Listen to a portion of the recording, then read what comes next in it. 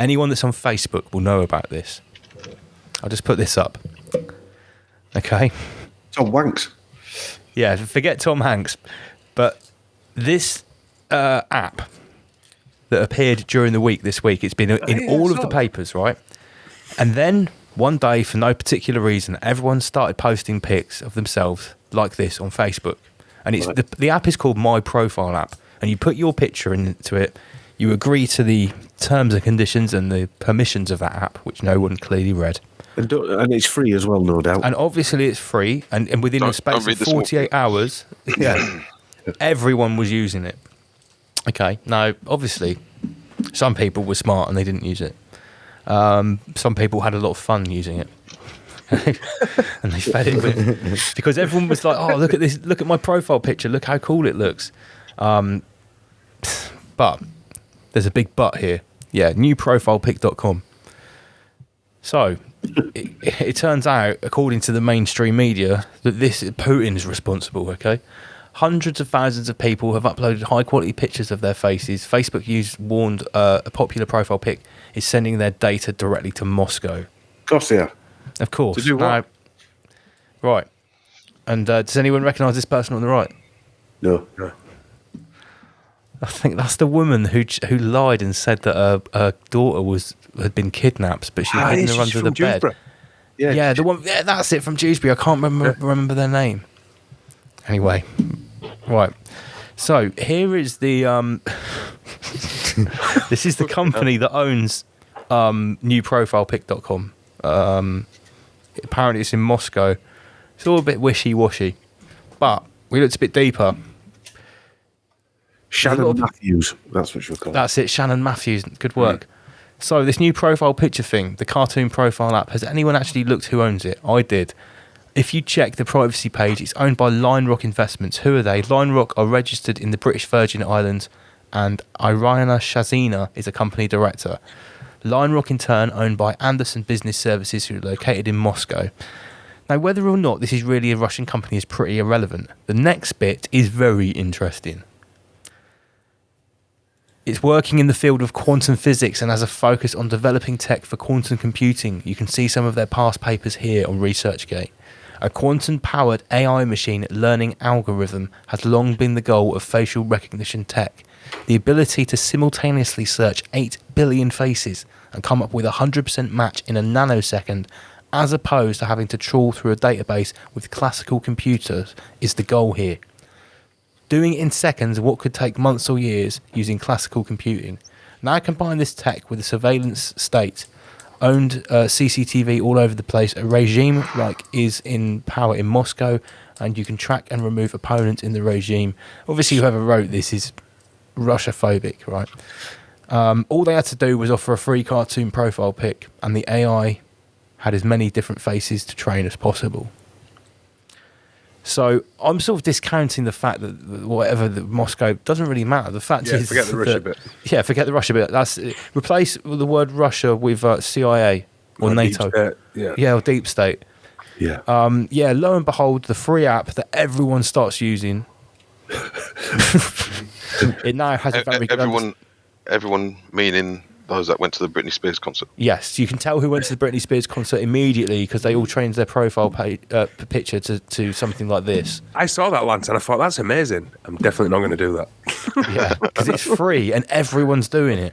Yeah. And I actually had quite a really upset comment from someone because I wrote a comment something like, it was pretty seething. It's like, I'm really glad all of these peasants have really identified themselves by doing the super original profile app that's definitely not selling your data directly to the Soviet Union.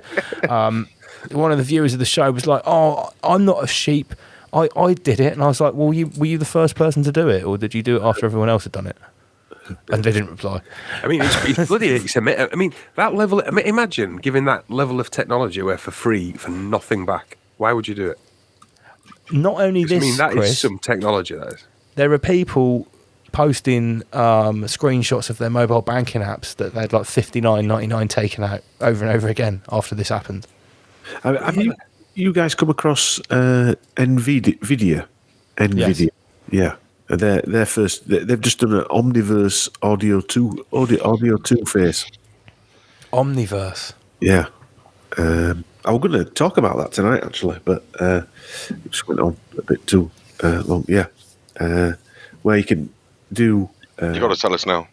Well, no, it's like a face generation thing. So you can have. That's what. In fact, that's exactly what I was thinking when I saw this. This is collecting data for face generation. So they can basically invent a human face out of other people's faces. So they'll come up with, like, say, a human person, but it's not a real human person. Yeah, we've covered that with human vibration. There's the website thispersondoesnotexist.com, and you just press refresh, and it just generates a brand new non-existent person that you can't tell. They're just morphs, don't they? I mean, me and Dom discuss, obviously, well, all the time. We go, I don't think that was a real person. You know, when you see him in the news, a murderer or something like that. I'm not going to name any, but some of them you look at, you just think that doesn't look like a real person. Because the eyes, you can always tell by the eyes. Yeah, well, there's no one there, and also they use the same photo over and over again. They don't. I mean, everyone's got loads of photos of themselves. Why would you continue to use the same photo over and over again? I'll just email that through, that Omniverse thing. Also, interestingly, that thing that creates faces, it can't create cats for some reason. I saw some pictures of when they tried to create my LGBT tranny cat. they've got like paws coming out the head and stuff. For some reason, it can't do cats, but it can do humans. Right. Weird. Maybe they need more data on cats. Yeah. Kind of cat portrait apps. So this is what you were talking about. This is the Omniverse.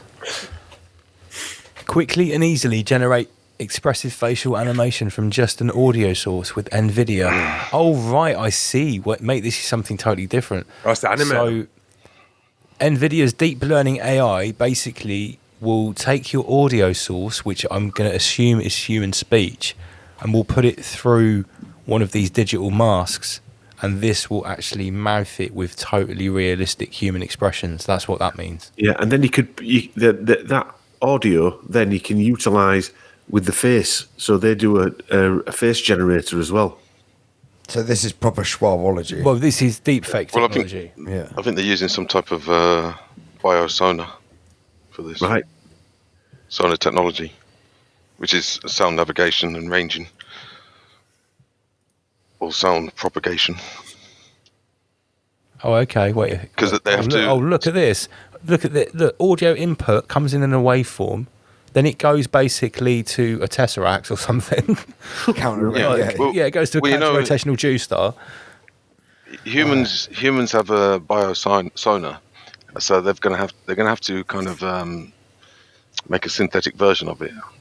So this will be a way of extracting, the sonar data of a human, which is a form of identification. And this is how we'll be assimilated with avatars. So because in a simulation or holographic simulation, it's based on sonar. Wow. So once everyone's in their little living pods, shut away, locked in there. Well, that means you can see they're building. You can see how they're constructing their buildings brick by brick. A new simulation. Yeah. Because I've seen science fiction films where people in the future have to not only wear face masks to hide themselves from facial recognition, they also have to have voice encoders so that the sound of their voice can't be picked up by the microphone. That's what it reminded me of. Can you remember that head that Arnie puts on as he's trying to escape? Yeah. In the first one. Yeah. With that woman, weren't it? And he throws it. Get ready for a surprise. Well, part of the Inner Guardians training is to do with sonar, with regards to the sort of resonance and frequency and how to be invisible by being able to adjust.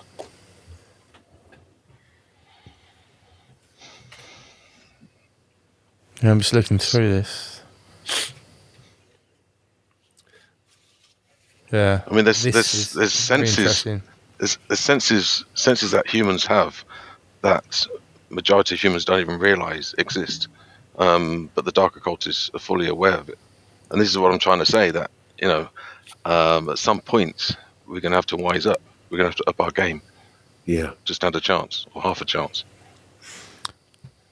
I've looked at this, again, back to computer games. There's a new engine called Unreal Engine 5. It's fairly new anyway. And it's not even really been not even properly been mastered yet. I saw something that had been created the other day, and it was just a walk through a subway station, and it was totally indistinguishable from real life. Yeah, the level of the ray tracing of the light, the reflections, the little dints on the like grates and stuff, everything, all the bits of rust on the metal. Yeah, it literally looks like real life. Yeah, I've seen that. Someone did a Matrix one. They did like a sitter. Yeah. And when they can put that into virtual reality, that quality that you could have on the 2D screen, then that's that. Yeah. You could enter that world and not know if you were. You'd struggle to know if you're in real life or not. Well, look, that's Matrix. Everybody has dreams, yeah. And how much sort of cognitive process does anybody have in a dream? Not much. So that would be the equivalent of entering into another simulation, but not being fully connected or integrated. So this is all integration technology, being able to, in real time, be conscious, I guess. So when we dream, Masley, are we dreaming about as last simulation? I would say, excuse me. I would say it's related, it's connected, but it's more. Dreaming is more of like I guess a low-level rendering compared to to the way that we can render in this dimension, in the physical dimension. So many new possibilities opened up. Omar Beats brought up this thing the other day. We were talking about. He saw an advert for an illegal rave in the metaverse. Right, and it was like private invitation only. It was like an underground black market rave in the metaverse. Now, we were sort of hazarding a guess that there are already drugs that you can take in the metaverse. What was interesting, what was going on is this, the guy, but it's like an advert they were selling you. And one of the comments is unrelated to really what they were doing was, and we obviously didn't include the drugs, as if to say that there is drugs available. It was a very odd time of night as well. I think this is connected, but have you seen it where they talk about they can even artificially replicate the anticipation or the sensation of the anticipation before entering a rave? Wow. That is a powerful drug. If they're able to do that, imagine that then they can make you feel the same way ecstasy would, for example, just by the power of the metaverse and how it makes you feel inside yourself. Like you were saying, imagine getting hooked on drugs that only exist in the metaverse. Yeah. And they're not physical drugs because you're not giving them to the meat suit. You're actually taking them they're the psychoactively. Drugs. They're the ones which will be targeted straight to your senses. Right, so maybe all that on a low level with Facebook. Maybe all those nightclubs we went to in the 90s were testing out that system as to what beats and what music could actually work in a metaverse. Just a thought. Yeah, because you got to think. We've seen the science fiction sort of projections that you could be hooked in, and there'll be something going into your vein, giving you dopamine or serotonin. But that's still something physical going into your meat suit. Surely, if we're going to be immersed into the metaverse, that the stimulation will all be coming electronically. Vibrational. Vibrational frequency. I think it's fair to assume that the move from the bio will probably be complete, and all of the stimuli will be coming electronically. Because what is it? Is it in 1984 where there's, or is it in Brave New World where they're taking various different drugs every day, sort of Brave mood stabilizers? Yeah, Brave New World, mood stabilizers and things like that, and human traffic. Well, when you break down a human. I would say the majority of our perceptions and sensations is all based on very subtle substances, even to a chemical component.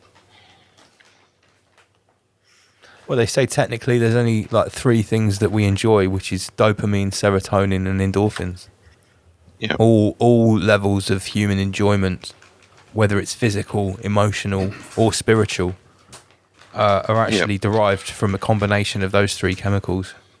Yeah, and also if you look at the word simulate, it's very similar to stimulate. Yeah. And certain activities will stimulate certain elements of one of those 3s. So if they know how to control you, and control your energy flow, then they could be pumping you full. Well, think about it. It's what Alfred Hitchcock used to say about making movies. He was very famous. I studied this at uni in cinematography. His movies were very famous because if he had a monster movie, you often wouldn't even see the monster. It's actually the anticipation of the monster. And he often boasted. He was known as an auteur, which is someone that's sort of above the level of a writer or a director. It's sort of, like an overseer of a creation. And he sort of really boasted in a famous interview. Can't remember the details, but he basically said that, the magic is that with the cut of a scene or a press of a button or the movement on the screen, I can make them go, ooh. I can make them go, ah. I can make them pump out adrenaline. I have the power to do that. Just by showing moving images on the screen, or the lack of moving images on the screen. Darkness with a sound. And when he was speaking about it, it's very powerful because it's basically sorcery. Yeah. Well, look, right. We all understand the saying about the thrill is in the chase, and even the grass is greener on the other side. Yeah. Yeah. Well, I always That's remember all that chemical related. all the very low level like horror movies that were on like late night, which you'd never seen at the cinema, they'd always show you the monster straight away. The really crap low budget films. The real ones made by college graduates. You mean? Yeah, the films that were really scary, which invoked the most emotion, the most serotonin, endorphins, or adrenaline pumping through your body, was the ones which played with the tension. Yeah. Another, who is it? John Williams, famously in Jaws. In Jaws, you've always got the Yeah. I saw this thing about it, and he said they use that every time the shark's going to turn up. Yeah. In the last scene, the most scary scene, when the shark turns up, they didn't use the music. Yeah. And that's why a whole generation of people, or many generations of people, are still traumatized by Jaws and don't like swimming in deep water. And the music, just the music. Anyone that's my age or older knows that feeling after seeing Jaws, and you're swimming in deep water out in the sea, and then you hear the music in your head. And you've got very minimal chance of being attacked by a shark. Yeah, they don't want to kill next to zero. They don't want to attack you at all, do they? The main science of the dark occult world is the main science of the dark occult world is what's known as association, and the power of association. So they can actually control like the cause and effect, literally at a press of a button, to cause a reaction, and that reaction will release X, Y, or Z type of stimulation and chemical from the body, which is look at what's happened the last few. Me and Dom have talked about this quite a lot. Is fear of death. This is what this whole shenanigans has been about, and we all die. So, what is the point of being scared of it when we're all? But what you fear of dying 10 years, 5 years, whatever, 20 years earlier, we are actually all going to die. So, why not think about what's going to happen when you die rather than how you're going to die? Yeah. I mean, I've always been baffled. Even from when I was a child, when it came to the subject of funerals, I always used to think there was something wrong with me because I used to wonder why people were so sad. I mean, of course, there's a type of bereavement and loss, but I almost, I guess, not envious, but there was a certain part of me that was, or maybe curious is a better word, that those that do pass over, they know something that I don't, or they're able to experience something that I'm not experiencing right now. It's funny because my missus said to me years ago, obviously knows me quite well, she said, are you excited about dying? And I went, oh no, what are you talking about? She goes, you are, aren't you? A little bit. And I went, maybe a little bit. I don't want to, but yeah, why not? Fucking hell, it's something that you've never experienced. Yeah. Well, the thing is, in some cultures, it's not a problem. In some cultures, it's celebrated. And I think time's gone by, especially with tribal people, it was something to be celebrated because it's a crossing over. It's a promotion. It's going somewhere other. Death in England is like a supermarket exchange. You die, then you get processed, and then you're gone. And that's it. Has anyone else noticed big adverts popping up outside? Well, I've got a new funeral parlour opened up near my mum's, and it's like a budget funeral parlour, and it just has a big sign outside for like all-in-one creations, £1,999. I've never seen this before until this came up last year. And my mum lives in quite a nice area. It's not like you need to advertise cheap cremations. But And also- big sign outside with the price of an all-in-one cremation package. $2,000. That's well cheap. It's not obviously they just burn you and put it in a plastic box. There you go. It's obviously like bare bones. I mean, Excuse the pun. Yeah, do it's biodegradable as well. are they aware of something that's on its way? I think they're probably cashing in on something that's already happening, aren't they? Yeah. Yeah, I think they are. Definitely. You get delivered in one of those little white robots. Yeah. Drone. Gets delivered by an Amazon drone. An Amazon Prime cremation.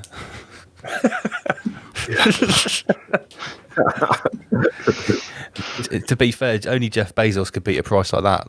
Now, I think it was £2,999. But if anyone knows, a funeral's normally pretty expensive. Yeah. Well, get- probably you want to start being concerned when they start offering it for free. Free funerals. Free download. Free suicide booth. Just go in there and disintegrate you and you're gone.